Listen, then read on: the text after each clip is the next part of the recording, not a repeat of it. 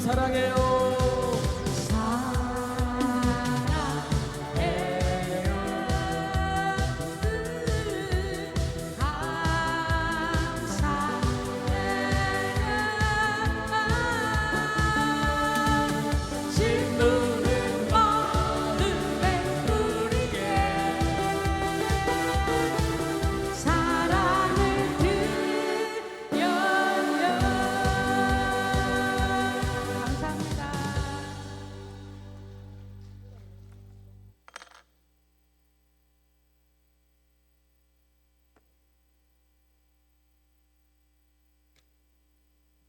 참매수님, 네, 오래 기다리셨죠?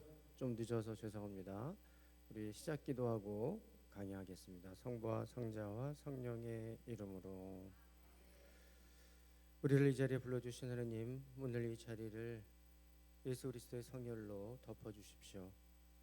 오늘 이 자리에 있는 모든 사람과 이 장소를 거룩하게 하시고 또 이 자리에 성령의 은총을 가득히 부어주셔서 오늘 이곳에 사는 모든 일이 주님께 영광이 되고 저희 모두에게도 도움이 되게 하소서.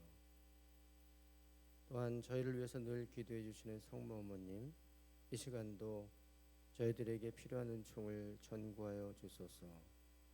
이 모든 기도 성모님과 함께 우리 주 예수 그리스도를 통하여 비나이다. 성부와 성자와 성령의 이름으로 아멘. 네, 오늘 성령 세미나 세 번째 강의 성령 안의 새 생활입니다. 우리 성령 세미나는 성부 성자 성령 하느님이 어떤 분이고 또 우리가 그 성부 성자 성령 하느님의 은총을 받기 위해서 무엇을 준비해야 되는지를 가르쳐주는 세미나입니다. 성부 성자 성령 하느님 다 아시잖아요, 그죠? 성령님이 누구세요? 네? 성령님은 하느님이십니다. 본질적으로 성령 하느님은 세상을 창조하신 그 하느님이시고 또 말씀이 되신 분이세요. 그래서 예수님 안에는 성령 하느님이 함께 계시는 거예요, 그죠? 네, 그러니까 하느님은 보이지 않지만 영의 모습으로 계셔요. 근데 그 영은 직접 우리가 눈으로 볼 수 없기 때문에 상징적인 의미로 표현이 됩니다. 어떤 표현이 있어요? 성령을 표현하는 것은 비둘기라든가 빛이라든가 기름이라든가 불꽃이라든가 뭐 이런 것들로 또 바람 이렇게 표현되죠. 왜 이런 이미지로 표현되냐면 보이지 않는 분이기 때문에. 근데 같은 하느님이지만 옛날에 예언자들에게 나타났던 하느님은 주로 말씀을 하시는 하느님이에요. 예언자들이나 대사자를 통해서 하느님은 눈에 보이지 않지만 그분들에게 말씀을 주시고 사람들에게 가르침을 줬어요. 그런데 그 말씀을 통해서 우리에게 오신 하느님의 이미지는 마치 아버지와 같은 느낌이었다. 세상을 창조하시고 생명을 주시고 우리를 거룩하게 이끌어 주시는 아버지의 이미지였습니다. 그래서 우리는 그 하느님을 무슨 하느님이라 불러요? 성부 하느님. 근데 같은 하느님이지만 그 말씀이신 그분이 인간의 육신을 취하시고 우리와 똑같은 사람의 모습으로 오셔서 더불어 사셨어요. 그래서 그 말씀으로 구약에 나타났던 그 하느님이 우리와 더불어 살아서 인간의 모습으로 보여졌기 때문에 그분은 사람이 되신 하느님이라고 얘기하죠. 그죠? 그분이 누구예요? 성자 예수 그리스도. 그죠? 그런데 이제 하느님이 또 다른 차원의 모습으로 처음에는 말씀이지만 그리고 그 다음에 사람의 모습으로 보였지만 원래 영이었던 하느님이 제자들에게 각 사람에게 불효 모양으로 내리셨는데 그분을 우리는 성령 하느님이라고 부른다.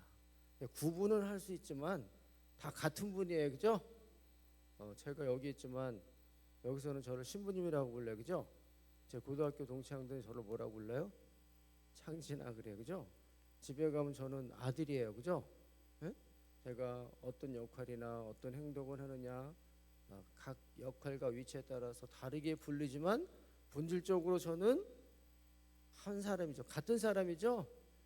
구약에 나타났던 하느님은 눈에 보이지 않지만 제사장들과 또 예언자들을 통해서 말씀하시는 하느님, 그분은 아버지의 이미지가 있고, 예수님 시대에 더 가까이 사람들에게 다가왔던 하느님은 사람의 모습으로 다가오셨다.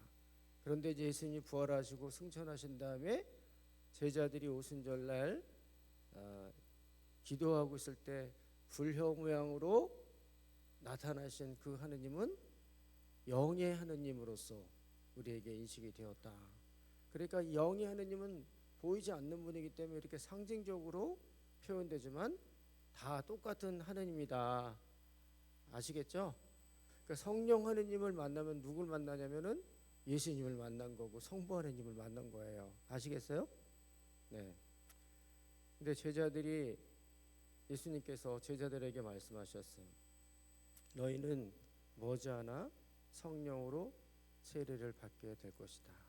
아버지께서 나에게 약속하신 그 약속을 기다려라 하셨죠.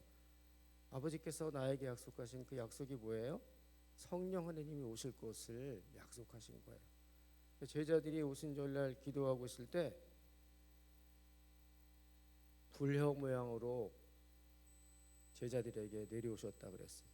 제자들이 막 기도하고 있는데 막 분위기가 뜨거워지고 마음이 뜨거워지고 눈물이 나고 감동이 나고, 그리고 지금까지 경험하지 못했던 어떤 체험을 하기 시작했어요. 성령께서 가르쳐 주신 여러 가지 이상한 언어를 이야기했어요. 그리고 그 사람들이 변화가 되기 시작했어요. 예수님과 같이 3년 동안 동고동락했고 보고 들은 것도 많았지만 예수님이 이렇게 붙잡혀 가셨을 때 제자들은 끝까지 예수님 곁에 있었어요? 도망갔어요? 제자들이 아는 게 부족해서 그랬어요? 아니면 체험이 부족해서 그랬어요? 용기가 없었어. 믿음도 부족하고. 그런데 이제 성령을 체험하고 난 다음에 그 전까지는 자기들도 예수님의 제자라는 이유로 십자가형에 처할까 봐 두려워서 다락방에서 숨어 지냈는데, 성령을 체험하고 나니까 제자들이 이제는 다락방에 숨어 지내지 않고 밖으로 나오기 시작하는 거예요. 많은 사람들이 보는 앞에서, 그전에는 예수님의 제자라는 사실이 알려질까 봐 두려워했는데 이젠 두려워하지 않고 사람들 앞에서 보는 데서 여러 가지 성령께서 가르쳐 주시는 이상한 언어로 기도를 하기 시작합니다. 많은 사람들이 각자 다른 나라 말로 얘기했는데 외국인들도 다 자기 말로 그 기도문을 알아들었어요. 또 어떤 분들은 이런 얘기를 합니다. 아유, 저 사람들이 대낮부터 술에 취했구나. 그런데 베드로 사도가 말했어요. 너무 기분이 좋아서 막걸리 한 잔 했습니다. 그랬어요? 그랬겠어요? 그런 게 아니라 우리는 하나님의 성령을 가득히 받았습니다. 여러분들이 나무에 매달려 죽인 그 예수라는 분이 우리에게 오시기로 되어 있는 분입니다. 여러분들도 그 예수님을 믿으십시오. 그러면 하나님의 성령을 받게 될 것입니다.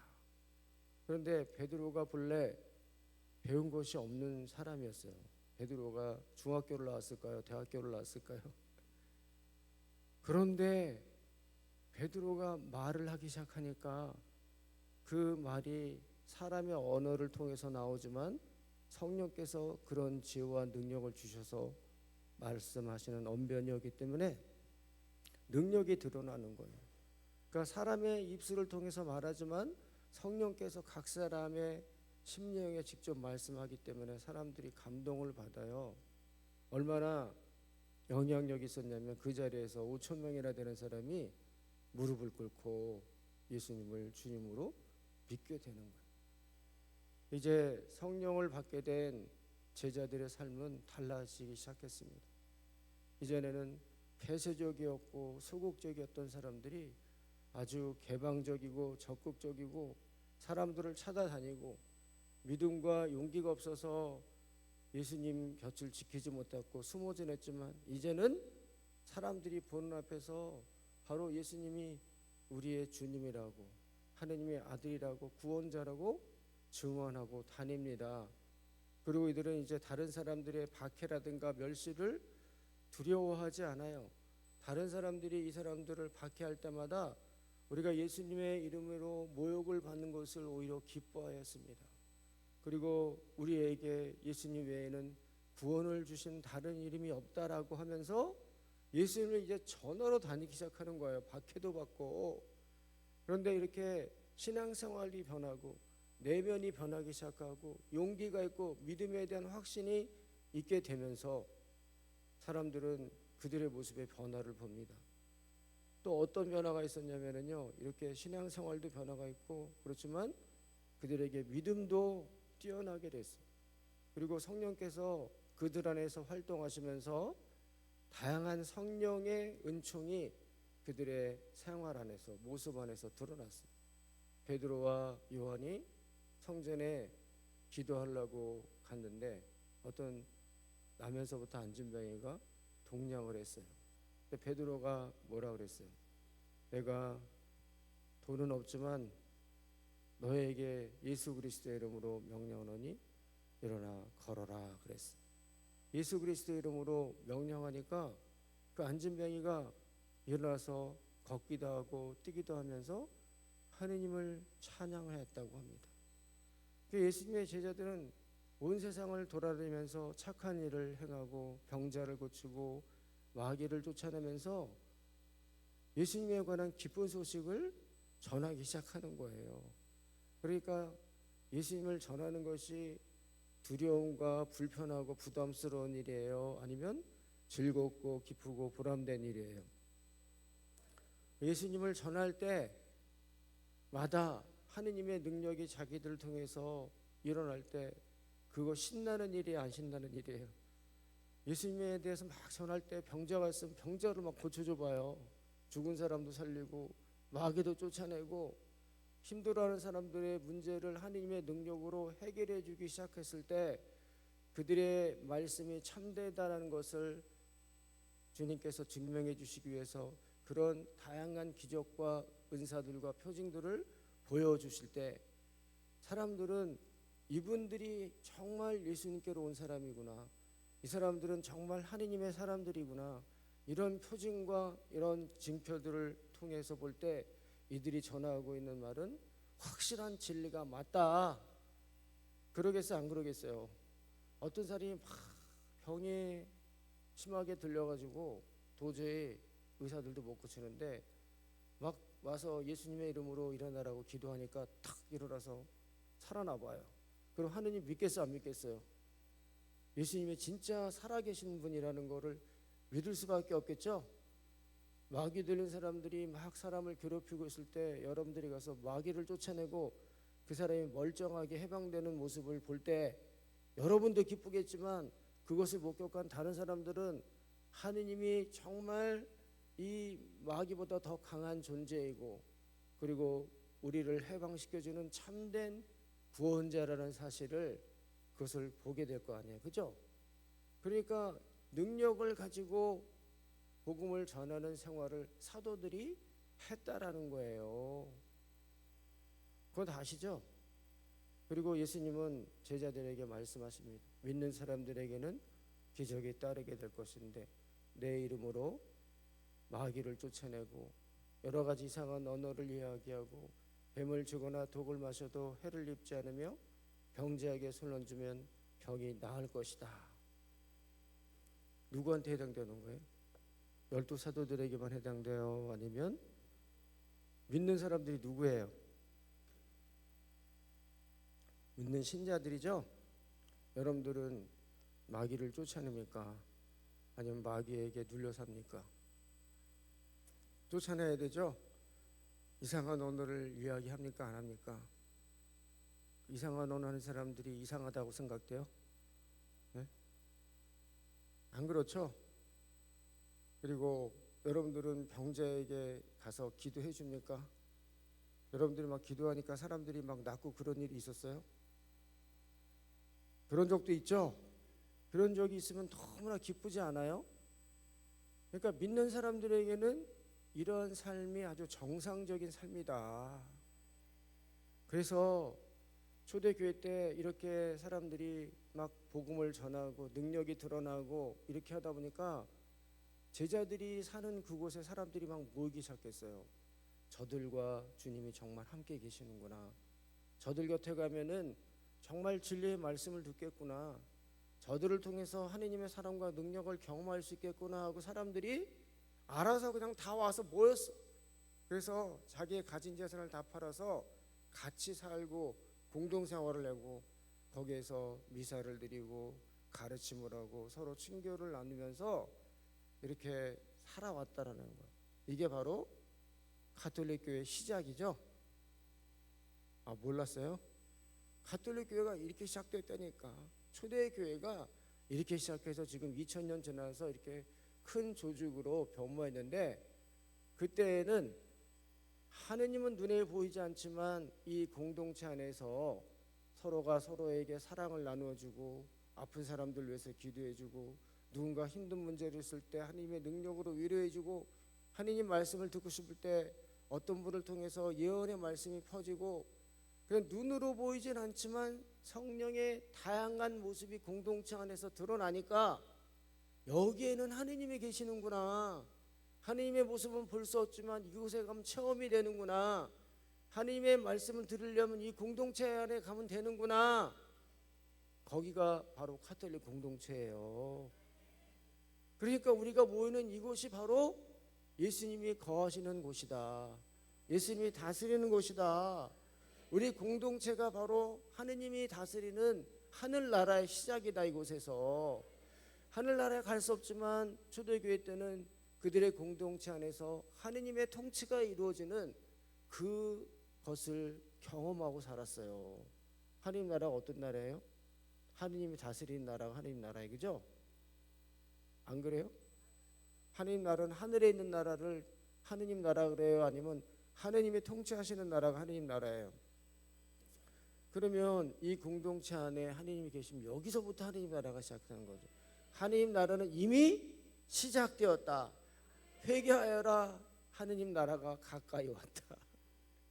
그래서 우리가 마음을 열어 성령께서 우리 안에 활동하시는 그 모습을 보게 될 때 우리는 내 안에서부터, 우리 공동체 안에서부터 하느님이 나를 다스려 주시면 그때부터 하느님 나라를 경험할 수 있게 된다. 아멘. 이제 중요한 거 하나 알려드릴게요. 이 예수님이 그다음에 그 모든 믿는 사람들에겐 기적이 따르게 될 것이고 쭉 얘기했잖아요. 그런 다음에 너희는 모든 민족을 제자로 삼아 아버지와 아들과 성령의 이름으로 세례를 주고 내가 너에게 가르친 모든 것을 지키도록 명하여라. 내가 세상 끝날까지 너와 함께 있겠다 하고 당부하신 말씀이 뭐예요?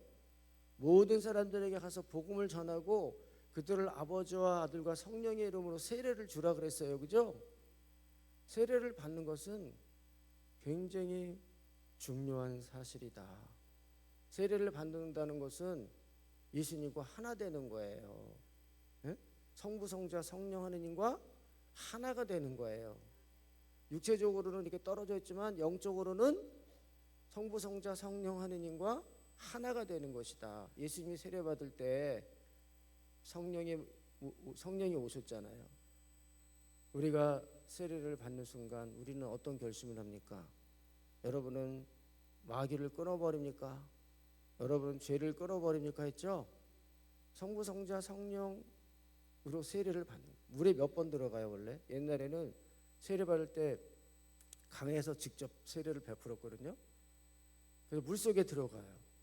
물속에 들어가면 숨을 쉬어요, 못 쉬어요? 그럼 죽는 거야.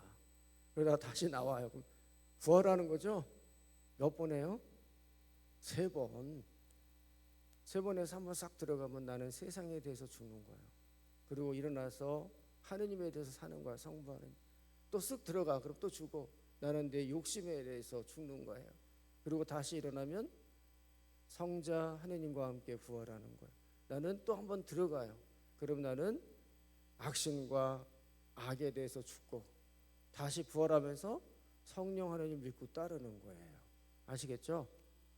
그러니까 지금은 이제 물에 들어갈 수 없으니까 물을 상징하는 흐르는 물을 이마에다 3번 뿌리고 성부와 성자와 성령의 이름으로 베드로에게 세례를 준다 하지만 원래는 물속에 들어갔다 나와야 되는 거예요.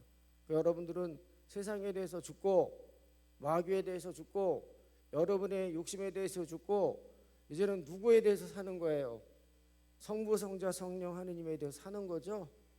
이렇게 공개적으로 나는 이제 마귀와 세상과 육신을 끊어버리고 하느님만을 믿고 살겠습니다라고 공개적으로 선포하는 거예요. 하느님 앞에서 모든 백성들 앞에서 마귀에 대해서 선포하는 게 공개적으로 선포하는 게 바로 세례입니다. 선전포고하는 거예요.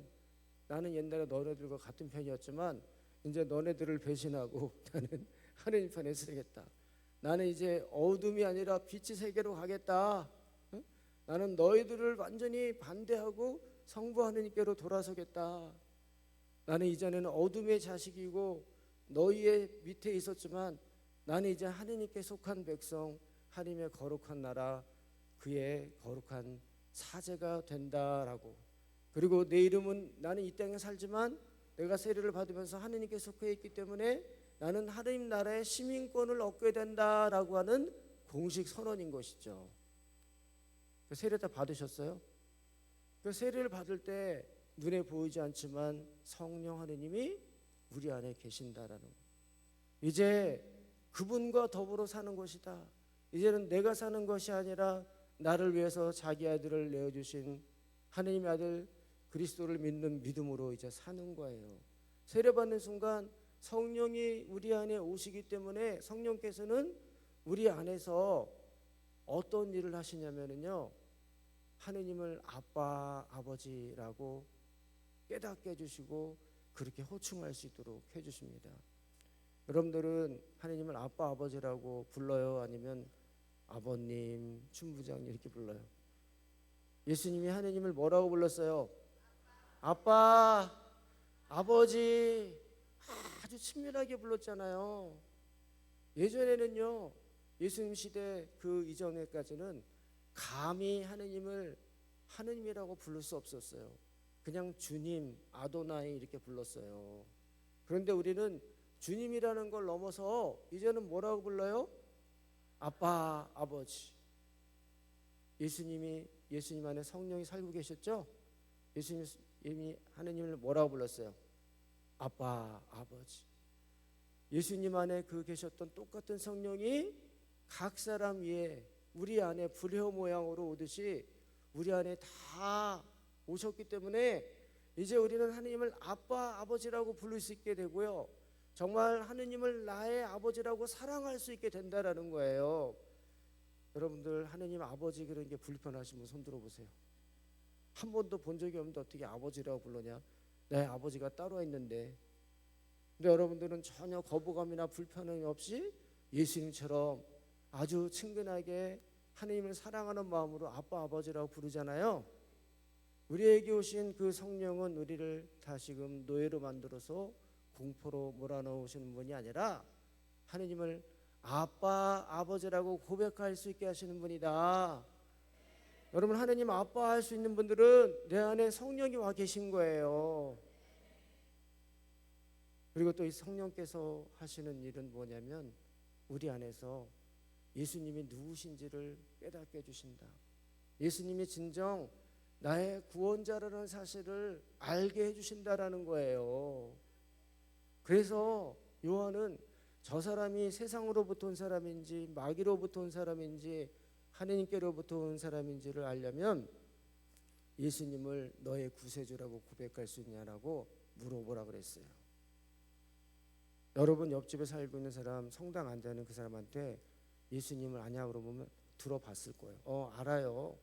예전에 2000년 전에 이스라엘에 살았던 천주교를 만든 종교의 창시자예요. 그 정도는 알겠지. 이것도 모르는 사람도 많아. 보면 녹십자하고 적십자하고 십자가 하도 많아가지고 그 십자가가 뭔지 구별도 못하는 사람들도 있어요. 여러분 다 구별하시지만 모르는 사람도 많다고요. 그러니까 예수님에 대해서는 알 수도 있고 모를 수 있지만 지식적으로는 알고 있어요. 그러나 정말 그 예수 그리스도가 당신의 생명을 구원해 주시고 당신을 영원한 삶으로 이끌어 주시는 당신의 구세주심을 믿습니까? 라고 할 때는 그분에 대해서는 내가 지식적으로 알지만 그렇게 고백은 못하겠어 하고 말할 거예요. 여러분들은 예수님 당신은 나의 구세주십니다 라고 고백할 수 있어요? 없어요? 갑자기 이때부터 고민하는 사람이 생기는 것 같아요. 내가 예수님을 나의 주님으로 고백하기가 힘들거나 이해가 안 된다면 성령이 잠깐 외출하셨다가 우리 안에 계신 성령은 결코 떠나지를 않아요. 우리를 떠나지 않는다. 근데 성령께서 하시는 또 다른 일은 뭐냐면 우리 안에 거룩함을 심어주고 하느님 나라에 대한 소망을 주며 우리의 내면 생활이 정말 예수님을 본받을 수 있도록 계속 우리 안에 거룩한 마음, 좋은 마음, 선한 마음을 주신다라는 거예요. 그래서 그냥 이 예수님이 우리 안에 가득 차면 항상 하느님을 사랑하고 싶고 기도하고 싶고 더 그분께 다가가고 싶고 그분의 말씀에 더 귀 기울이시고 더 많은 사랑을 나누어 주고 싶고 그러한 충동과 영적인 감각을 우리에게 계속해서 주신다. 이런 상태가 성령 충만한 상태예요. 여러분 성령 충만을 느껴보셨어요? 성령이 충만할 때 우리의 삶의 가장 중심은 모든 것이 다 하나님께로 정향되어 있다. 그래서 성령이 우리 안에 계시면 우리가 어떤 일을 할 때마다 항상 하나님을 생각하게 된다. 내가 이렇게 살 때 하나님이 슬퍼하실 것 같다. 내가 죄를 지을 때 이렇게 하면 안 된다라고 마음속에서 잘못을 뉘우치게 하고 내가 이렇게 맨날 텔레비만 보면 안 되는데 기도해야 되겠네. 기도하고 싶은 마음 들게 하고 요즘 너무 내가 이렇게 내적으로 너무 이렇게 뭐랄까 궁핍해 있고 뭔가 메말라 있어가지고 어디 좋은 말씀 드리러 삼성산 가야지. 그런 마음 여러분들 주시고 막 마음이 각박했을 때 정말 성가를 들으면서 이 성가 안에서 내가 좀 이렇게 은혜를 받고 싶다, 정화되고 싶다 하는 그런 마음을 주십니다. 그리고 뭔가 이 마음이 답답하고 하느님께로부터 멀어지고 세상 쪽으로 자꾸 마음이 기울 때 내가 그동안 잘못한 게 많아서 마음이 이렇게 무거운가 보다. 오늘은 좀 고백성사를 봐야 되겠다라고 하는 그러한 거룩한 마음과 용기를 주시는 분이 바로 누구냐면 성령 하느님이에요. 그래서 믿는 사람들은 우리 안에 계신 성령께서 우리의 신앙생활, 기도생활을 이끌어 주시는 성령에 민감해서 그분의 뜻을 따라가는 사람들이 바로 우리 그리스도인들이다. 우리의 진정한 인도자는 우리 안에 계신 성령님이다. 그래서 우리가 기도한다라는 거는 그냥 내가 어떤 것들이 필요해가지고 하느님한테 이거 해주세요 저거 해주세요라고 막 어떤 것을 쟁취하려고 따내려고 하는 게 기도가 아니라 하느님의 뜻을 잘 듣고 거기에 순명하려고 내 마음을 내려놓고 그분께 향하는 것, 그분의 말씀을 들으려고 하는 이 태도가 진짜 기도하는 모습이다. 그래서 항상 주님의 뜻이 무엇입니까? 당신이 바라는 게 무엇입니까? 제가 어떻게 기도해야 좋겠습니까? 제가 성당에서 어떤 봉사를 하면 좋겠습니까? 제가 요즘 이렇게 마음이 팍팍하고 그런데 제가 어떻게 해야 주님께 더 가까이 갈 수 있겠습니까? 하는 이런 마음의 어떤 그 동기를 일으켜 주시고 정말 그래서 뭔가를 찾으러 다닐 마음을 막 주고 그래서 실제로 하느님과 가까이 가려고 막 여기저기 막 인터넷도 찾아보고 책도 읽어보고 이성당도 가고 성지도 다니고 하는 그 마음을 움직여 주시는 분이 누구예요? 그래서 저는 성령 하느님이 계시다는 것을 어떻게 하냐면 여러분들을 보면 알 수 있어요. 여러분들 이 좋은 날에 왜 여기 이렇게 바닥에 앉아 있냐고. 이 날에 누가 오라 그래서 누가 여기 오면 일당 10만 원 준다고 누가 그랬어요? 당신 이번에 성령 세미나 가면 내가 10만 원 줄게. 그래서 오시면 손 들어보세요. 그냥 여러분들이 뭔가 하느님을 찾고 그분과 더 가까이 가고 싶고 내 삶이 내 안이 그분으로부터 가득 차기를 갈망하는 마음이 여러분 안에 일어났잖아요. 그죠? 그거 누가 일으켜 주신 거예요? 성령 하느님. 그래서 이런 성령 하느님이 우리하고 이렇게 가까이 계시다는 것을 여러분들이 잘 느끼고 사셨으면 다행이고, 안 그랬으면 이번에 성령 세미나를 통해서 더 확연하게 느꼈으면 좋겠습니다. 성령 세미나의 목표는 다른 게 아니에요. 세례 때 이미 우리에게 성령께서 오셨는데 그 성령 하느님을 잘 체험하지 못했어. 신학적으로는, 성사적으로는 분명히 성령께서 오셨다라는 얘기를 들었는데 체험적으로 안 되는 사람들이 많잖아요. 하느님이 나와 함께 사신다고 하는데 왜 내 삶 속에서 그러한 느낌이 없지? 그분이 나와 함께 있다고 하는데 왜 나는 그분의 사랑을 못 느끼지? 왜 그분의 감동을 못 느끼지? 하셨던 분들 답답하잖아요. 가까이 가고 싶은데 체험할 수 없는 이러한 답답함을 느낀 사람들 잘 오셨습니다. 바로 우리 안에 그분을 체험할 수 없도록 여러 가지 장애들이 많아요. 잘못된 생각, 편견, 우리의 고집, 상처, 그리고 우리가 지은 여러 가지 죄악들, 그리고 또 우리가 무식해서 성부, 성자, 성령이 누군지 몰라서 어떻게 해야 그분께 다가가는지를 몰라서 그분을 만나고 싶지만 만날 수 없는 분들이 많았다라는 거예요. 그래서 이런 것들에 대한 가이드를 알려주고 이렇게 하면은 성령 하나님을 체험할 수 있습니다라고 안내하는 것이 성령 세미나다. 그래서 이거는 우리의 신앙을 쇄신하는 지름길이에요. 잘 오셨어요? 안 잘 오셨어요? 옆에 있는 분들에게 잘 오셨습니다 한번 해보세요.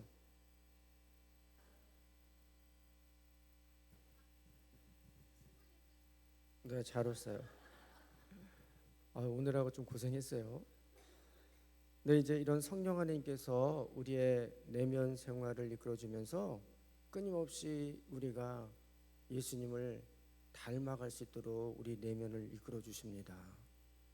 그래서 더 거룩해지고 싶고 착해지고 싶고 바르게 살고 싶고 또 이렇게 하고자 하는 여러 가지 소망을 일으켜 주셔서 근본적으로 우리가 누구를 닮아가도록 이끌어 주시냐면요, 누구를 닮으라고 하시겠어요?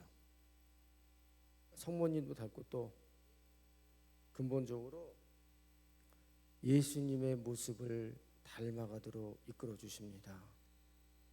그래서 우리는 성령님과 더불어 산다면 우리의 삶 안에서 예수님의 모습이 드러나야 되는 게 맞아요. 그죠? 내가 예수님과 더불어 사는데 내 안에 예수님 모습이 안 드러나면은 내가 잘 살고 있는 거예요? 못 살고 있는 거예요? 내가 정말 어떤 사람을 좋아하고 그 사람을 정말 사랑한다면, 그리고 그 사람과 매일 더불어 산다면 말투가 변할까요? 안 변할까요? 그 사람하고 그 사람의 태도가 내 안에 들어올까요? 안 들어올까요? 그 사람의 표정이나 그 사람의 입맛이 내가 닮을까요? 안 닮을까요?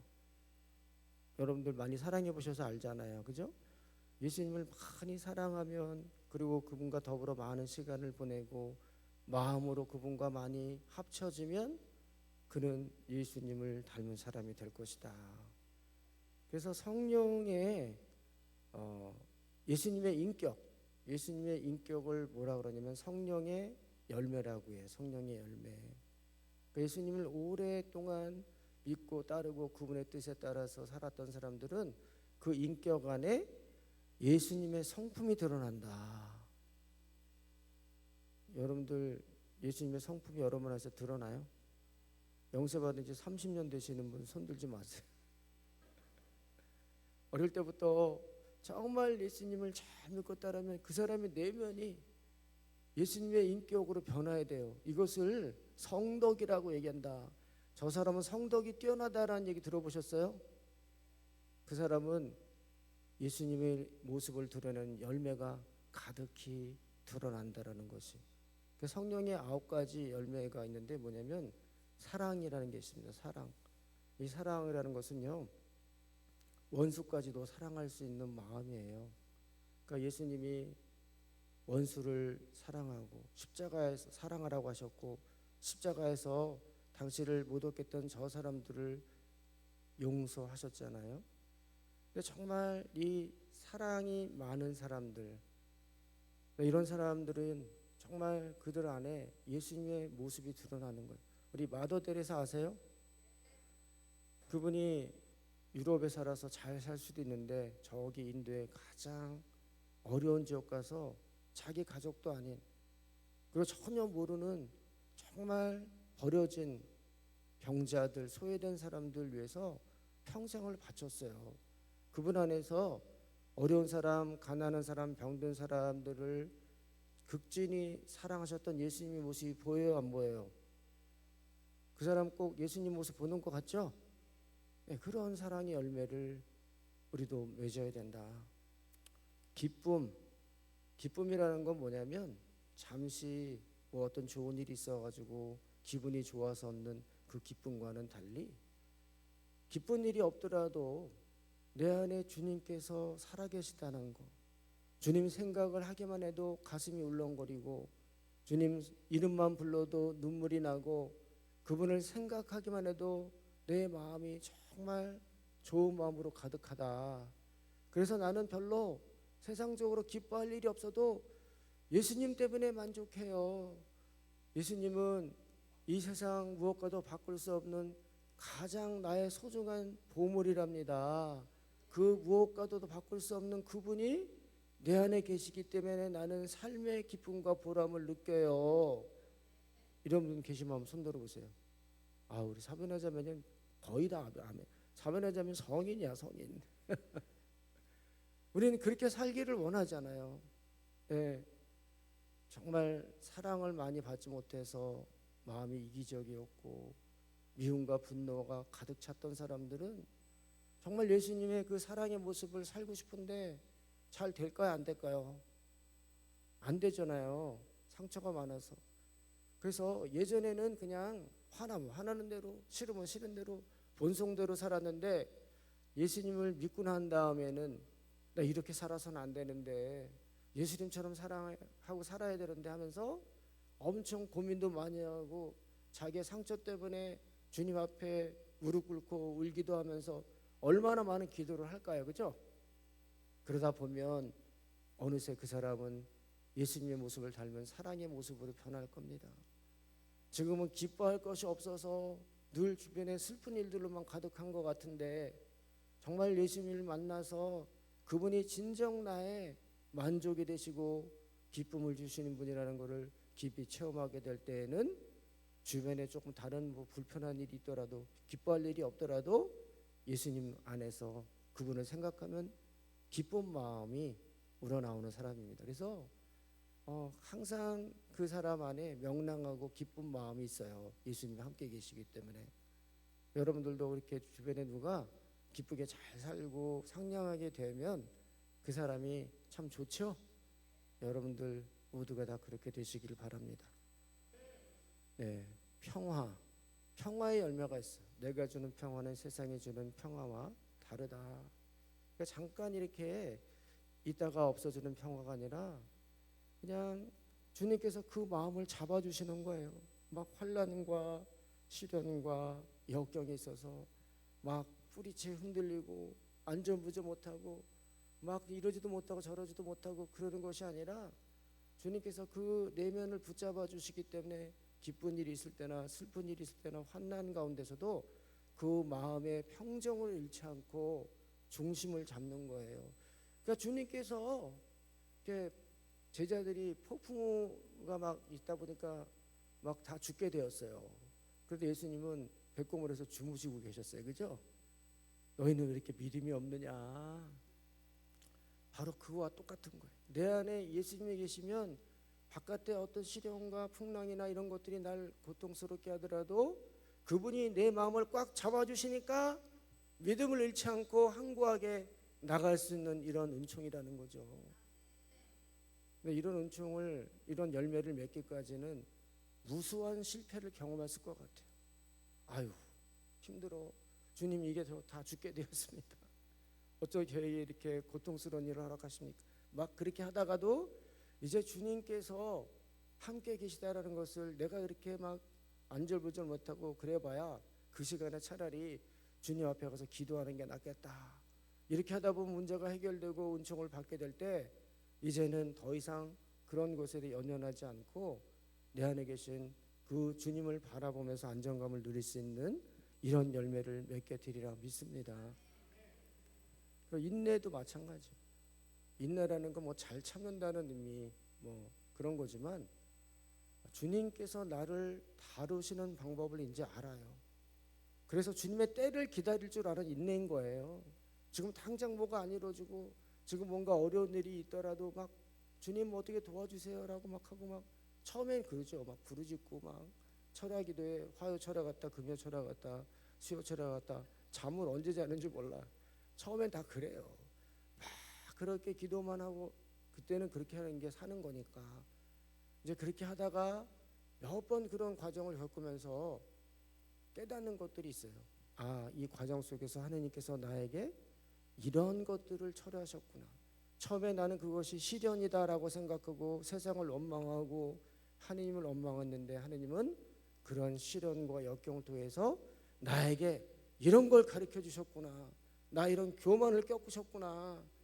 내가 세상에서 제일 잘 나가고 똑똑한 줄 알았더니 그래서 다른 사람을 다 무시했는데 어느 날 나보다 더 똑똑한 사람이 와서 나를 무시했을 때 아, 이게 얼마나 큰 고통인지 알게 되면서 내가 지금까지 다른 사람들 얼마나 무시하고 살았는지 주님 참 제가 잘못했습니다.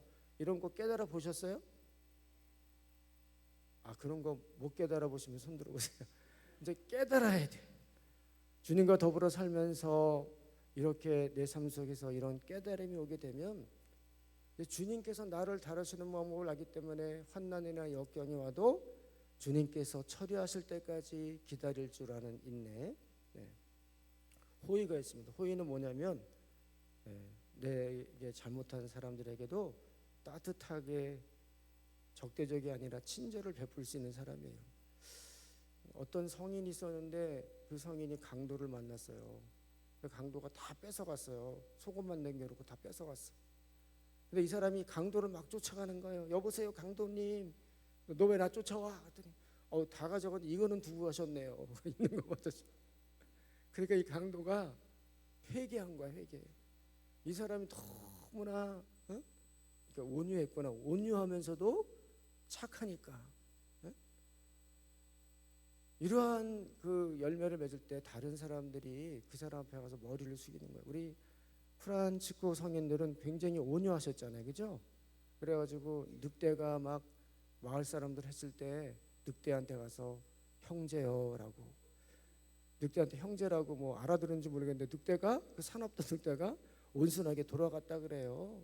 그러한 온유함, 예수님의 성품은 이렇게 온유해갖고 사람들이 그 안에 가서 쉬고 싶어해요. 가까이 지내고 싶어해요. 여러분들은 여러분 곁에 가까이 오고 싶어해요? 아니면 여러분들이 떠나면 좋아해요? 아니면 여러분들이 자리를 비웠을 때 빈자리가 크게 느껴진다라고 얘기해요? 아니면 언제 갔다 왔는지도 모르게 그렇게 생각해요? 응? 여러분들은 예수님처럼 온유한 사람이 되시길 바랍니다. 근데 뭐 성실함도 있어요. 성실함은 뭐냐면 진실함이죠. 그러니까 하느님 앞에서나 사람 앞에서나 한결같은 거예요. 거짓이 없어요. 보일 때나 안 보일 때나 본당 신부님 앞에서는 되게 착한데 딴 데 가서 나쁜 생활을 하면은 이중적이잖아요. 근데 주님이 보나 안 보나 항상 그 울고던 마음으로 주님 앞에 성실하게 살아가는 그런 열매도 있다라는 거예요. 또 절제함이 있어. 절제. 절제는 이 9가지 성령의 열매 중에 제일 마지막에 나오는데 자기의 욕망을 다스릴 수 있는, 제어할 수 있는 그러한 성품인 거죠. 먹을 거 못 참고 보고 싶은 거 못 참고. 그러니까 전에 사모기한 어떤 분 중에 그렇게 친절한 분이 있었어요. 참 사람이 좋아요. 그런데 이 사람이 술만 먹으면 완전히 딴 사람이 되네. 술만 먹으면 소리 지르고 막 싸움도 하고 막 그러니까 지금까지 쌓아왔던 모든 것이 한꺼번에 다 와장창 무너져요. 그래서 어쩌면 절자가 제일 어려운 덕목인지 모르겠어요. 제일 나중에 나온 거 보니까. 여러분 어쨌든 우리는 이러한 성령의 열매를 가득히 맺기를 축복합니다. 또 이제 성령과 더불어 살면 우리가 인격이 예수님처럼 변한다고 했고요. 그다음에 이제 성령께서 우리에게 특별히 주시는 거저 주시는 선물이 있어요. 이걸 뭐라 그래요? 공짜로 주시는 선물. 은사라 그래요. 성령의 은사. 따라해서 성령의 은사는 우리에게 거려 주시는 하느님의 선물이다. 성령의 선물은 크게 두 가지 차원으로 우리에게 수여됩니다. 첫 번째 차원은 뭐냐면 우리 자신의 내면이 하느님이 원하시는 수준까지 성장할 수 있도록 초자연적인 은총을 선물해 주시는 거예요. 그게 뭐냐면 성령 치료이에요. 네? 성령 치료는 한꺼번에 설명하겠어요. 성령 치료는 뭐냐면 우리가 인간적으로 노력해서 하느님이 원하시는 수준까지 갈 수 있는 것은 한계가 있습니다. 타고난 육신의 본성과 의지가 있기 때문에 자신의 의지와 노력만을 가지고는 하느님이 원하시는 완전한 덕에 이룰 수 있을까요? 없을까요? 내 의지와 노력이 아니라 성령께서 주시는 특별한 은총을 통해서 우리가 하느님이 원하시는 수준까지 갈 수 있는 거예요. 우리 신앙생활의 최종 목적은 하느님과 완전히 하나가 되는 합일인데 그것을 완덕의 경지라 그래요. 근데 이 과정에 이르기까지 우리 대델에서는 총 7개인가 9개의 궁방이 있다라고 하는데 각 궁방마다 특징이 있어요. 그 단계를 거쳐가는데 그 관계를 거쳐가는 과정 안에서 어느 순간 내 인간이 가지고 있는 본성적인 감각으로는 전혀 하느님을 느낄 수 없는 그 공방이 그 순간의 수준에 이르는 때가 있어요. 지금까지는 내가 막 찬양을 하면은 위로가 왔어요. 막 성령 기도에 가서 열심히 하고 철학 기도에서 막 정말 주님을 부르짖고 하면은 하느님의 은혜가 막 쏟아지면서 내가 힘들고 어려울 때마다 하느님 만나려고 하면은 내가 선택한 방법이나 이런 걸 통해서 하느님이 가까이 느껴졌다라는 거예요. 근데 어느 순간은 아무리 해도 안 돼. 지금까지 내가 했던 모든 방법을 다 쓰고 아무리 좋은 강사의 말씀을 듣고 좋은 음악을 듣고 해도 하느님이 허락해 주시고 문을 열어주실 때까지는 그런 모든 방법이 하나도 안 와닿는다. 영적인 감각, 하느님에 대한 위로와 현존, 그때 우리는 어두운 밤을 걷는다라고 얘기해요. 그것을 영혼의 밤이라고 얘기하고 그 과정을 통과해야 되는데 이것은 신앙이 어느 정도 많이 성장해서 정말 어느 정도 높은 정도에 올라간 사람들에게 해당되는 거예요. 이게 평생 갈 수도 있어요. 대들에서나 소아들에서는 우리가 성인이라고 하지만 어느 순간 하느님이 아니 계신 것처럼 막 느껴지고 하느님이 날 버리시는 것처럼 막 느껴져요. 일기장에 보면 막 그래요. 보통 성인이라고 하는 사람이 대부분이 나는 정말 하느님을 간절히 체험하고 싶고 하느님과의 관계를 더 깊게 하고 싶은데 아무리 열심히 노력해도 하느님은 멀리만 계신 것 같고 아니 계신 것 같고 나는 하느님께로부터 벌어진 것 같은 그런 버려진 느낌을 들어요. 그런데 다른 사람들은 그 사람 곁에만 가면 은총을 입어요. 나는 괴로워 죽겠어. 근데 그 사람이 약간 막 치유의 기적이 일어나고 막 그래요. 본인은 괴로워요. 그런데 하느님께서 직접 그 영혼을 이끌어 주시기 때문에 주변 사람들은 엄청난 은총을 체험한다라는 거예요. 근데 본인은 영혼의 밤, 감각의 밤을 겪고 있어요. 이 단계 안에서 우리의 영혼을 이끌어 주시고 우리에게 은총을 주시는 7가지 은총을 성령 칠은이라고 얘기합니다. 많이 들어보셨죠? 이건 세례 때 우리에게 주어진 은총이에요. 근데 또 하나 우리에게 또 물론 견진 때도 주어지지만 또 하나 우리에게 부어지는 은총은 내 개인의 완덕을 이루기 위하여 주시는 성령 칠인의 은사와는 달리 공동체 이익과 다른 사람들을 효과적으로 돕도록 그리고 복음을 능력적으로 전할 수 있도록 내가 아닌 타인들을 위해서 주어지는 은총이 있다. 그걸 뭐라 그러냐면 그것도 성령의 은사, 한국말로 카리스마라고 들어봤어요? 성령의 카리스마, 성령의 은사, 성령 치든과 구분됩니다. 이건 다른 사람들을 효과적으로 돕도록 하는 은총이에요.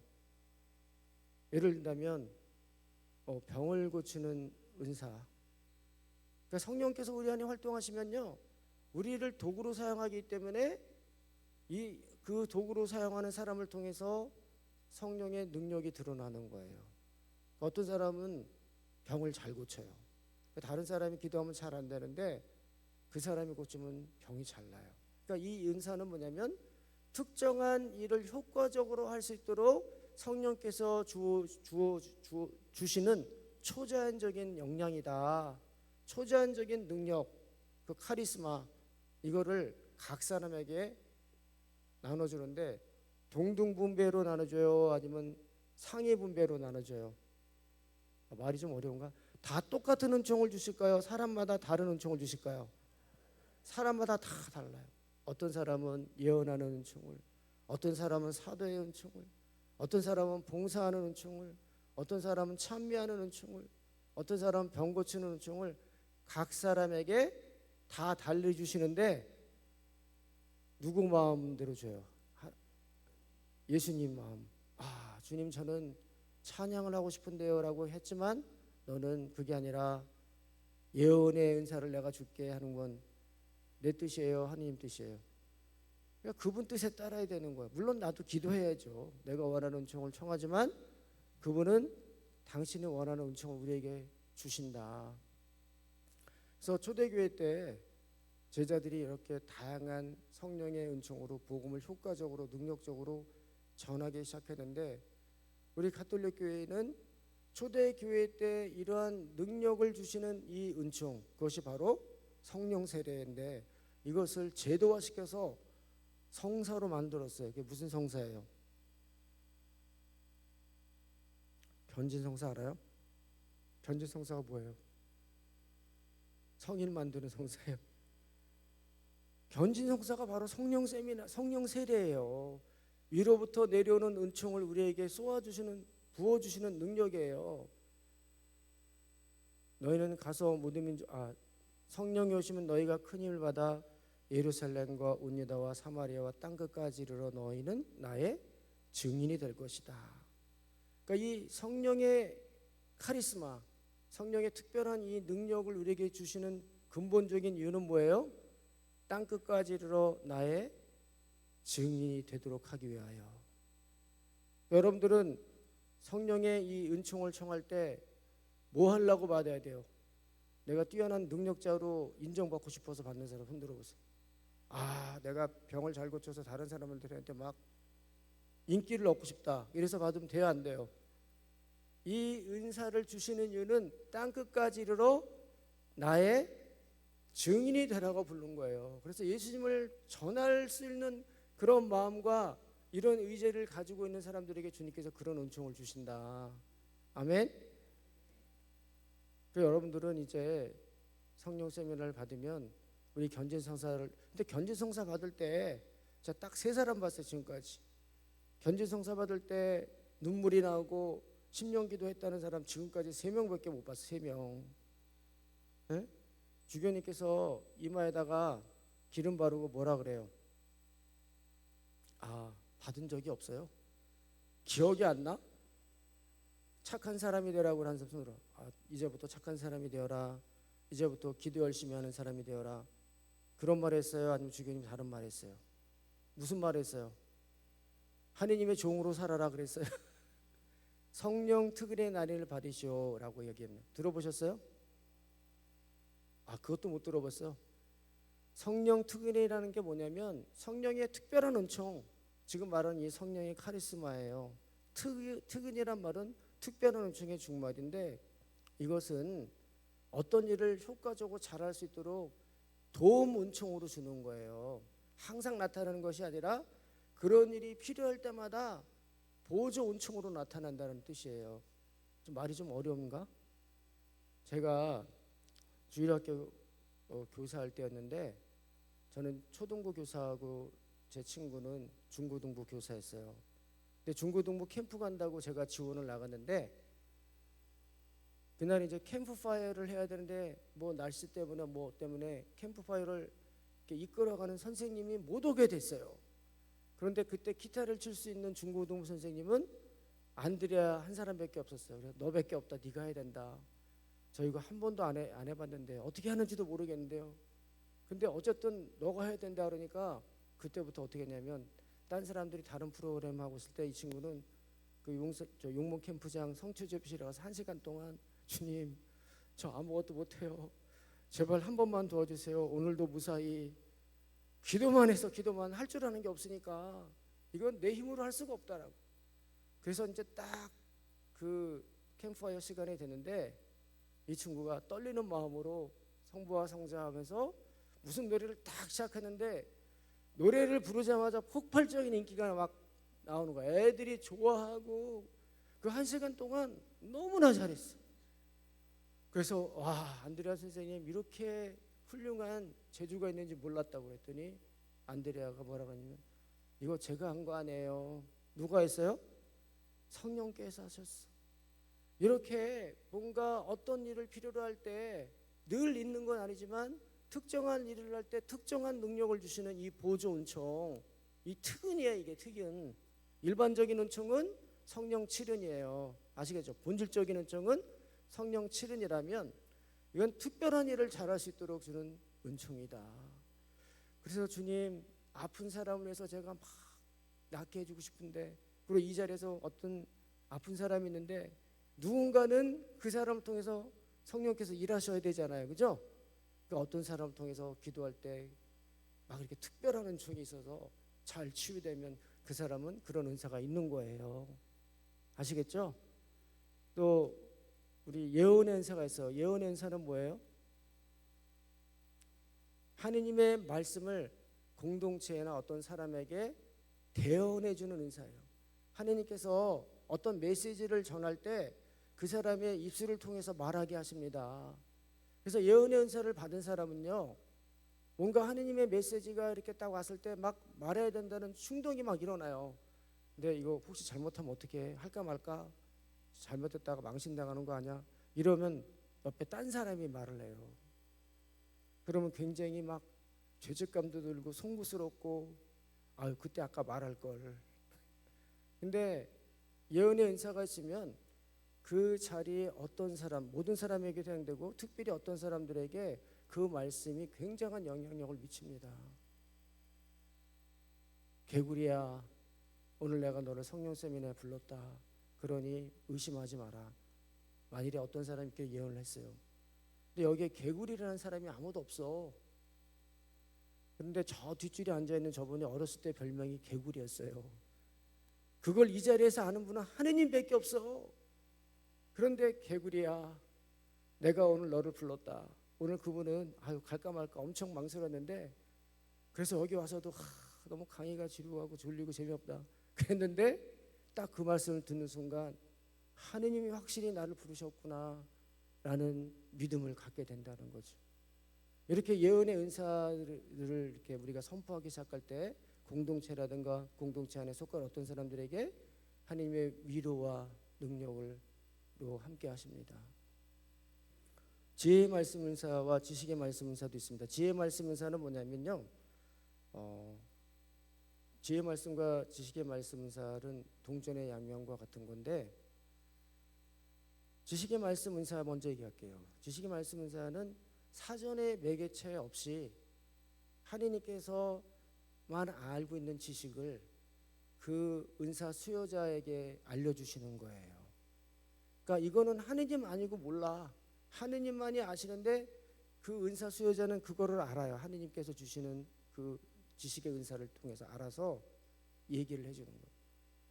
예를 들면은 디그란데스 신부님이 어떤 여자분이 면담하자고 왔는데 그 여자분이 앉아갖고 10분, 20분 동안 아무 얘기도 안 하는 거예요. 그래서 기도했어요. 주님, 이분하고 저하고 무슨 얘기를 해야 될까요? 그랬더니 머리에서 술병 하나가 딱 이미지가 떠오르는 거예요. 자매님, 술 문제로 오셨죠?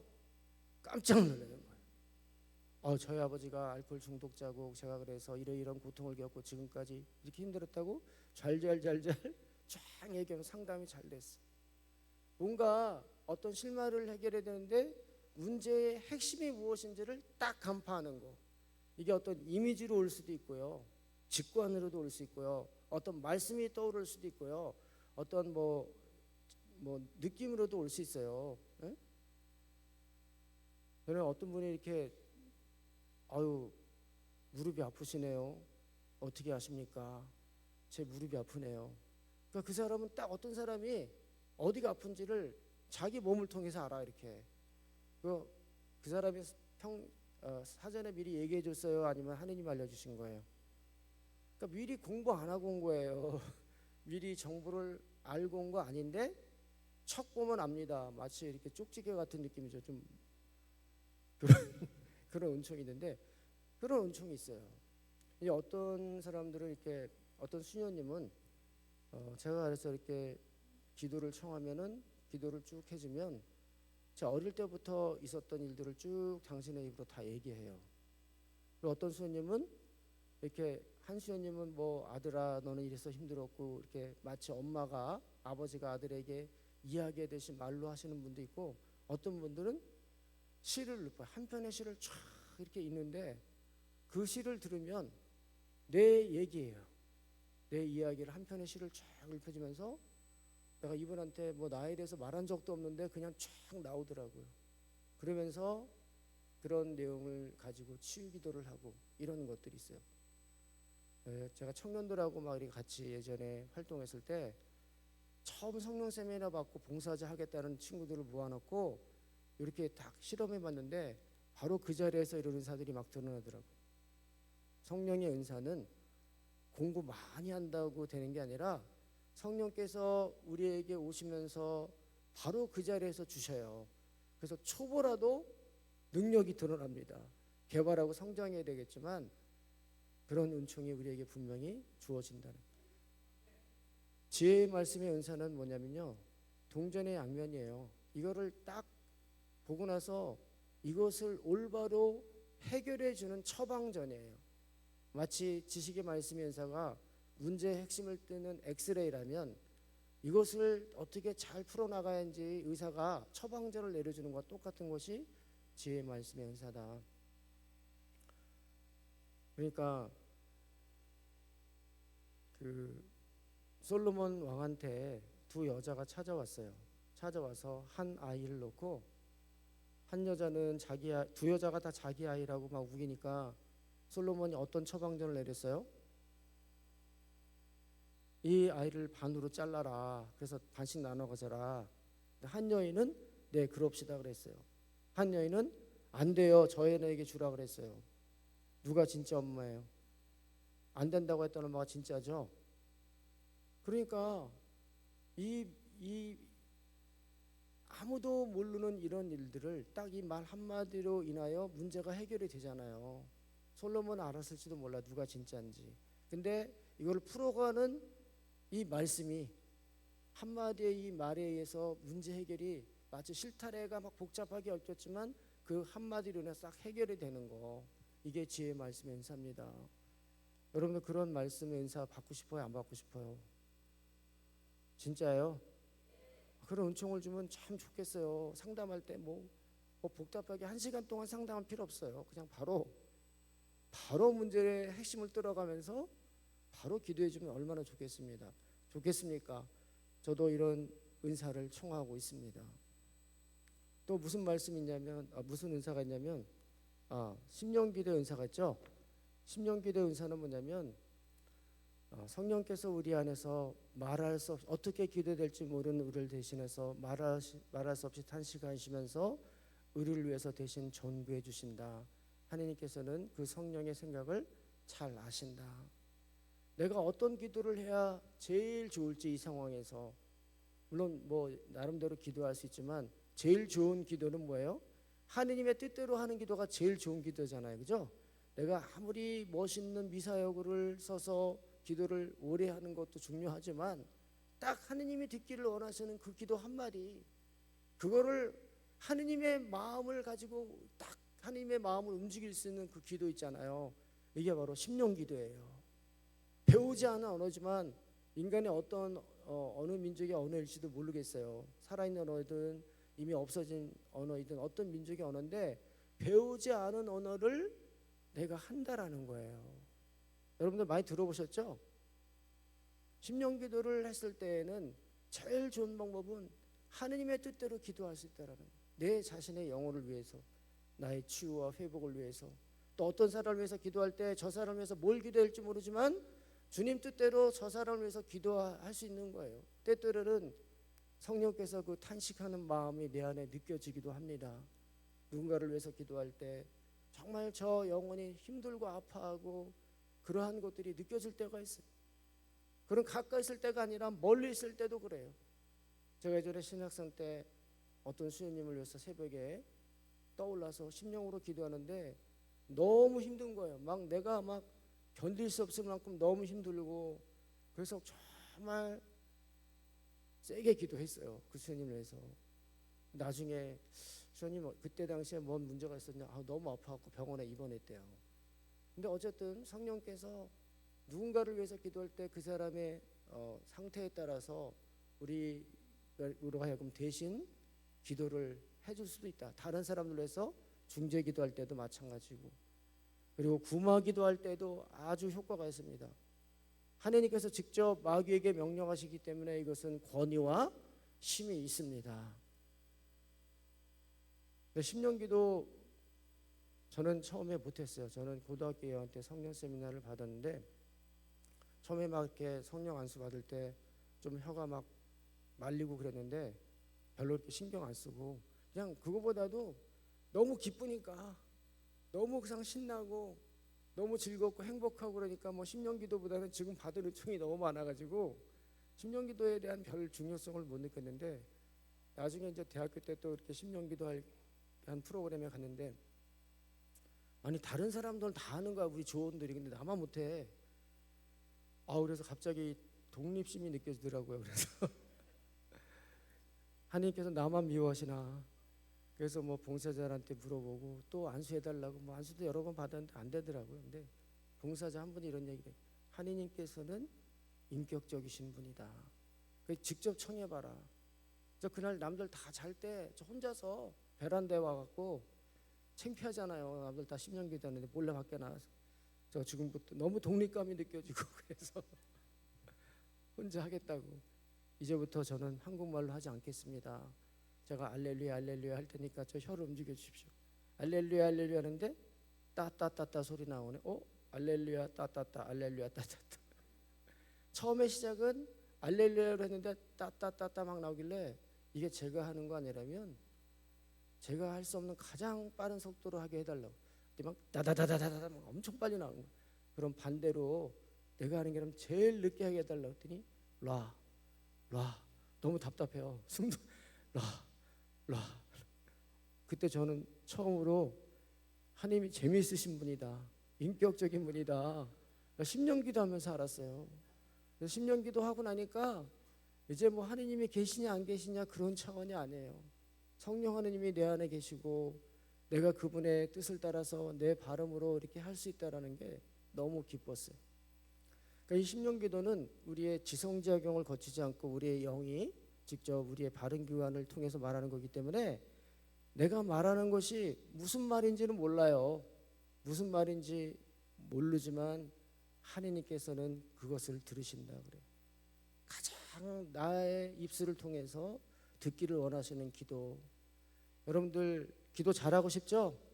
하나님 지금 이 자리에서 이 상황 속에서 나를 통해서 하나님께서 가장 듣기를 원하시는 기도를 하게 해주시오. 그러면 심령기도의 은총을 청하시기 바랍니다.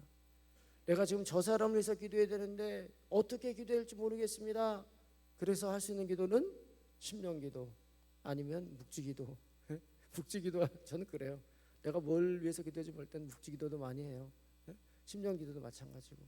그런데 이 심령기도를 듣고 그것이 해석되는 사람이 있어요. 남들이 무슨 심령기도를 하면은 이 마치 구글 번역기처럼 쫙 번역기 안에서부터 무슨 말이 떠올라요. 아무리 어려운 다른 나라 말을 해도 다 떠올라요. 이것도 특별한 은총이에요. 이거는 정말 특은이야. 초자연적인 신비야. 그래서 그 사람 그 말을 알아듣는 거예요. 예전에 신우이하고, 신우이의 반대가 뭐지? 올케랑 둘이 같이 이렇게 성령 세미나 받았어요.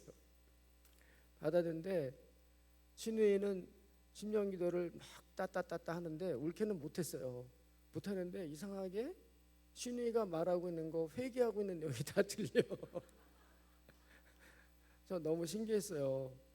근데 그분이 진짜 나중에 보면 그러한 거를 다 해석하더라고요. 그래서 어느 날 자기도 하나님의 뜻을 묻고자 할 때 제가 하고 있는 성령 세신 봉사에 찾아와서 제가 막 심령 기도를 하면 그 안에서 하나님께서 본인에게 하시는 말씀을 들어요. 참 놀랍죠. 그리고 그분 또 중재 기도의 은사가 있어갖고 저를 위해서 기도하는데 저 깜짝 놀랐어요. 신부님 요즘 심령 기도를 안 하신다고 하느님이 그러신데 안 했거든요. 그래서 이제 그 다음서부터는 심령 기도를 안 하고 이제 뒤에 성체 조배만 하고 있었는데 처음에는 기도를 안 하시는 것 같다라서 이제 성체 조배실을 들어갔어 매일. 그래서 가만히 앉았었는데 어느 날 오더니 신부님은 심령 기도를 하면 하늘의 천사들이 감동하는 그 심령 기도인데 왜 그거를 하지 않습니까? 깜짝 놀랐어요. 그래서 심령 기도 많이 했죠. 심령 기도는 하늘의 천사들도 감동하는 그런 기도다.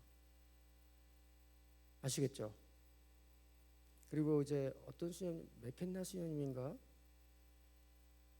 그분이 이제 어느 나라에서 피정을 하고 있는데 한 사람 한 사람 안수해 주면서 심령 기도를 막 해줬대요.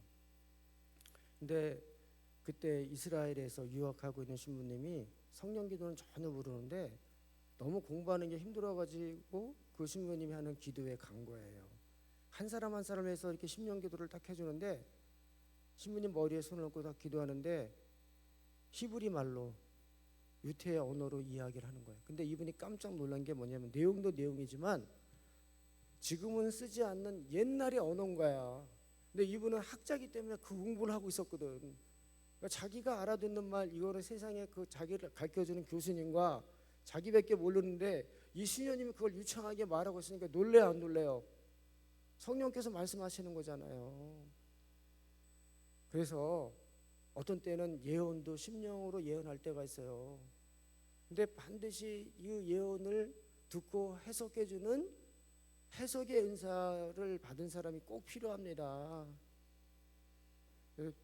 저 누구야? 우리 오홍준 신부님 자기가 말하고 자기가 아니라 당신이 말하고 당신이 해석하더만 당신이 쫙 심령기도 말하고 딱 바로 그냥 바로 그 자리에서 해석하시더라고요. 그래서 저도 한번 알아봤어요. 그 해석하는 자매한테 내가 이렇게 말하고 있는 내용이 어떤 내용이냐 그랬더니 신부님 지금 막 심령기도 하다가 또 한국말로 치유기도 하고 심령기도 하고 또 한국말로 치유하잖아요. 그 두 개 내용이 똑같아요 그러더라고요. 내가 이렇게 공개적으로 막 심령기도 막 하잖아요. 그다음에 조금 한국말로 또 하고 그러면 그 내용이 같다라는 거예요. 그래서 가끔 가다가 제가 혼자 막 심령기도 하다가 또 한국말로 또 기도해보고 그래요. 어쨌든 하느님의 뜻을 알 수 있는 그런 해석의 은사를 여러분들이 받으셨으면 좋겠습니다. 믿음의 은사가 있어요. 믿음의 은사는 뭐냐면 다른 사람들은 다 안 된다라고 하는데 그 사람 그것이 된다라고 믿어지는 거예요. 좀 특별하죠? 뭐 그런 사람은 없겠지만 이 산이 저 산도로 옮겨져라라고 믿으면 될 것이다. 근데 믿음의 은사를 가진 사람은 정말 그게 그렇게 된다고 믿어지는 거예요. 왜 그런지는 모르지만 그런 특별한 믿음이 주어졌어요. 그래서 예를 들면 요새 우리 기도회가 안 되는데 이번 달까지만 하고 다음 달에는 우리 기도회를 해체합시다. 분당 신부님도 뭐 별로 안 좋아하시는 것 같고 사람들도 안 오는데 우리 3명이서 뭐 하겠습니까? 이제 그만 둡시다. 그런데 믿음의 은사를 가진 분이 딱 우리 회장님 걱정하지 마세요. 지금은 이렇지만 한 2달만 지나면 우리 기도회에 큰 변화가 올 것입니다. 계속해서 기도합시다라고 딱 얘기할 때 그 말씀에 그 믿음의 위력이 있어 그 사람의 마음이 움직여지기 시작하는 거예요. 어떤 사람이 힘들고 어려울 때 믿음의 인사 가진 사람이 자매님 걱정하지 마세요. 주님께서 다 도와주실 겁니다. 믿고 끝까지 계속해서 나가세요 하면 기적이 일어납니다. 여러분들, 기적은요 믿음이 뒷받침돼야 됩니다. 제 친구가 예전에 믿음의 은총이 아주 믿음의 연사를 뛰어나게 받은 분이 있어요. 그 친구는 아버지가 아니 계시고 어머니가 식당에서 일하면서 등록금을 주고 있었는데 등록금을 내야 되는데 돈이 없는 거예요. 그래서 기도만 했어요. 기도만 했는데 하나님께서 이번 주 금요일 날 1시 정도까지는 꼭 주시겠다라고 하는 믿음이 있는 거야. 자기는 친구들한테 오늘 하나님께서 내게 그런 확신을 주셨다. 금요일 오후 1시. 근데 뭐 오후 1시 되는데 뭐 아무 일도 안 일어나는 거예요. 그래서 실망하고 그냥 나가는데 갑자기 나가려고 하는데 전화가 딱 와. 내 성가대 아무개 누나인데 내가 갑자기 보너스를 받았어. 근데 내가 듣기에 너 등록금이 없다는 얘기를 내가 들은 것 같은데 이번에 이걸로 등록금 내고 졸업하면 갚아. 그래가지고 그냥 은행 문 닫기 직전에 가가지고 그 등록금을 냈다니까요. 그걸 보고 우리는 하느님은 살아계시다. 하느님은 정말 불가능을 가능하게 하시는 분이다. 하느님 이 믿음을 통하여 기적이 일어나는 걸 보게 하시는구나. 저도 그런 기적을 한번 체험한 적이 있어요. 제가 전에 한번 얘기했잖아요. 군대에 있을 때인데 아니 우리 수도방위 사령부 전체 군단 포술 대회를 하는 거. 제가 포병이었거든요. 포병 사격지휘 개선병인데 16개 대대가 동시에 같은 자리에서 시합을 해요. 그래가지고 우승한 사람은 상 받는데 우리 연대장이 연속으로 2번 꼴찌해갖고 이번에도 꼴찌하면 진급을 못해요. 그래서 우리한테 엄청나게 잘해주면서도 엄청나게 부담을 줬어요. 그래서 우리 연대 4개 대대는 아침에서부터 일어나서 밤늦게까지 그 연습만 하는데 저는 계산병이잖아요. 그러니까 28 곱하기 46 이런 거 잘 안 되죠. 근데 한 대 머리에 탁 맞으면 바로 나와요. 막 그렇게까지. 그런데 이것을 왜 해야 되는지 이제 3달만 있으면 제대인데 이렇게까지 해야 되나. 근데 사전에 연습을 해보면 맨날 꼴찌야 우리 대대가. 그래서 저는 선임이라 맨날 군장 돌면서 아휴 내가 말년에 이게 뭐냐 이거 왜 해야 되나. 그런데 이상하게 그 포술 대회를 생각하면 기쁨이 있는 거예요. 막 이상하게 기쁨이 있고 희망이 보이고 그래서 계속 초소에 근무하면서 기도했어요. 근데 실력은 자꾸 꼴찌인데 기도는 자꾸 나오고 포기할 수는 없고. 근데 당일날 수방사 전체에서 1등 했어요. 제가 15일 휴가 나갔다니까. 근데 하느님께서 이렇게 어떤 믿음을 주시면 막 거기에 대한 기도가 끊임없이 나오고 계속하게 되는 것 같아요. 어떤 믿음의 은사를 주변에서 여러분들이 받으면 많은 사람들에게 힘이 되어줬으면 좋겠습니다. 그 공동체를 튼튼히 하고 그 사람들에게 견고하게 하고 위로와 격려를 주는 그러한 받침대 역할을 많이 하셨으면 좋겠습니다. 구마의 은사도 있어요. 구마의 은사는 뭐냐면 마귀를 쫓는 능력이죠. 근데 구마의 은총을 받는 사람이 마귀를 쫓으면 또 효과가 있는 거예요.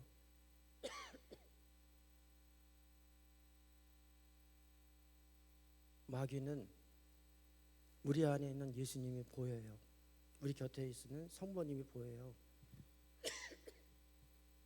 예수님의 이름으로 마귀를 쫓을 때 마귀는 물러갈 수 있는 특별한 은총을 주신 분이 바로 구마 은사를 받는 사람이다.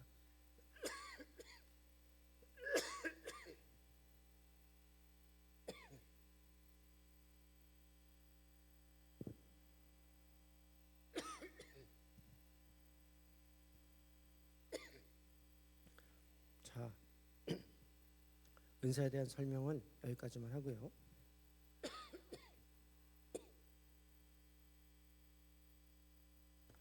내 안에 은사가 있는지 없는지 어떻게 아느냐? 첫 번째는요, 주관적인 성향이에요. 자기 안에 자꾸 어려운 사람을 돕고 싶다. 자꾸 나는, 특히 율동봉사들 있잖아요.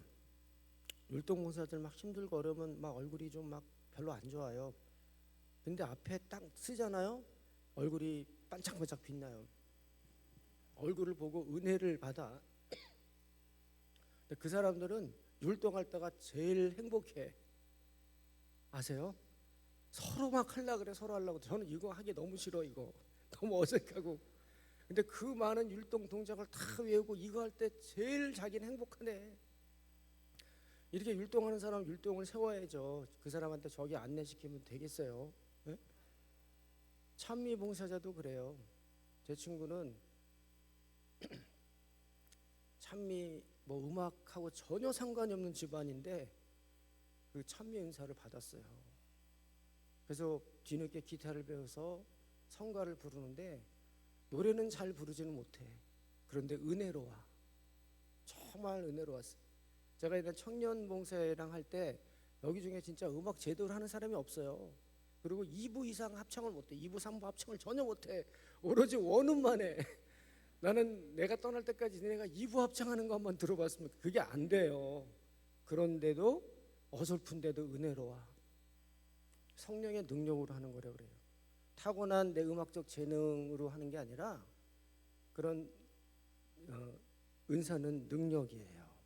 그리고 그 전에 음악 공부를 안 했어도 지금 은총을 받은 그 순간부터 능력이 드러나기 시작한다. 근데 은사는, 이 은총은 재능을 완성시켜요. 그래서 여기 있는 두 분은 원래 음악적 재능이 있는 분인데 은사까지 받았기 때문에 곱배의 또 2배, 3배의 은총이 더 사람들에게 전달되는 겁니다. 잠깐 말이 샜는데 어쨌든 자기의 성향이에요. 자꾸 뭘 하고 싶어요. 아픈 사람이 있으면 내가 기도해 주고 싶다. 누군가가 슬픈 일이 있으면, 마음 아픈 사람이 있으면 그 사람을 위해서 뭔가 해주고 싶다라고 하는 주관적 성향이 먼저 일어나야 되고요. 또 하나는 자꾸 실험을 해봐야 돼요. 내가 치유의 은사가 있나 없나. 내 주관적 성향은 자꾸 아픈 사람이 있으면 고쳐주고 싶다 그런 마음이 들어서 계속 기도해야 되는데 한 50번까지 해도 안 나타나면 이제 바꿔보세요. 다른 의사로. 네? 없는 차라리 다른 의사를 찾는 게 더 빠를 수도 있어요.